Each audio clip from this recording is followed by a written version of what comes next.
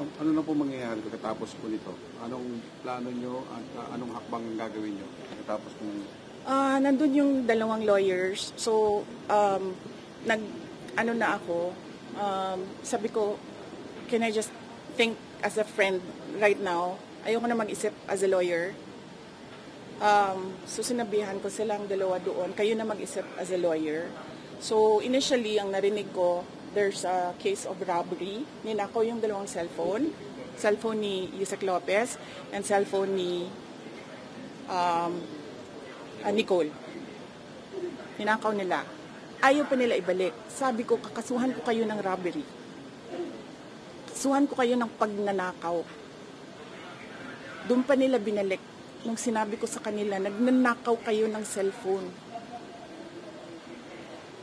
Hindi namin alam kung anong ginawa nila sa cellphone, di ba? Kung saan nila sinaksak yun, kinuha kung ano yung mga information doon sa cellphone. Hindi ba paglabag yan sa karapatan ng isang tao to privacy ng cellphone nila?